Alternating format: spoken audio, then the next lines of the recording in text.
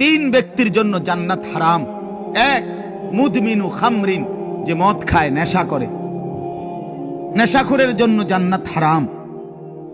নেশাখোর, মদখোর, গাঞ্জাখোর, ফুট্টাখোর, বাবাখোর, ডাইলখোর, এ জান্নাত তার জন্য হারাম। দুই নাম্বার হলো আকুল ওয়ালিদাইন, পিতা মাতার অবাধ্য সন্তান। মা বাপকে যে কষ্ট দেয়, মা বাপকে যে নাফরমানি করে, মা বাবার যে অকৃতজ্ঞ, মা বাবাকে যে জুলুম করলো, মা বাবার হক আদায় করলো না। আল্লাহ রাসূল সাল্লাল্লাহু আলাইহি ওয়াসাল্লাম বলেন জান্নাত তার জন্য হারাম। আর তিন নাম্বার, শুনতেছেন সবাই? সজাগ তো সবাই? তিন নাম্বার ওয়াদাইয়ুস, রাসূলুল্লাহ বলেন দাইয়ুসের জন্য জান্নাত হারাম। এখন প্রশ্ন হলো দাইয়ুস কে? খোদার কসম বাপ, এটা আমারও বলা না, আপনার কোন আলেমের না, আল্লাহ রসুল বলে দিছে। দাইয়ুস কাকে বলে? রসুল বলছে ওয়াদাইয়ুস আল্লাযী ইউকিররু আহলাহু আল খুবুস। দাইয়ুস বলা হয় ওই পুরুষকে, ওই ব্যক্তিকে যে তার স্ত্রী সন্তান পরিজনের জন্য গুনাহ, অশ্লীলতা, নাফরমানিকে স্বীকৃতি দেয়, মেনে নেয়, গ্রহণ করে নিছে। তিন ব্যক্তির জন্য জান্নাত হারাম। এক, মুদমিনু খামরিন, যে মদ খায়, নেশা করে।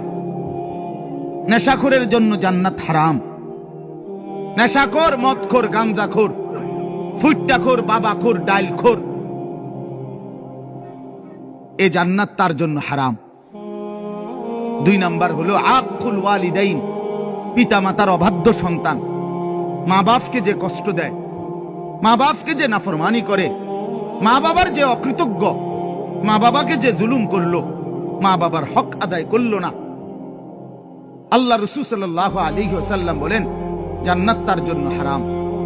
আর তিন নাম্বার, শুনতেছেন সবাই? সজাগ তো সবাই? তিন নাম্বার ওয়াদাইয়ুস, রাসূলুল্লাহ বলেন দাইয়ুসের জন্য জান্নাত হারাম। এখন প্রশ্ন হলো দাইয়ুস কে? খোদার কসম বাপ, এটা আমারও বলা না, আপনার কোন আলেমের না, আল্লাহ রসুল বলে দিছে। দাইয়ুস কাকে বলে? রসুল বলছে ওয়াদাইয়ুস আল্লাযী ইউকিররু আহলাহু আল খুবুস। দাইয়ুস বলা হয় ওই পুরুষকে, ওই ব্যক্তিকে যে তার স্ত্রী সন্তান পরিজনের জন্য গুনাহ, অশ্লীলতা, নাফরমানিকে স্বীকৃতি দেয়, মেনে নেয়, গ্রহণ করে নিছে। তিন ব্যক্তির জন্য জান্নাত হারাম। এক, মুদমিনু খামরিন, যে মদ খায়।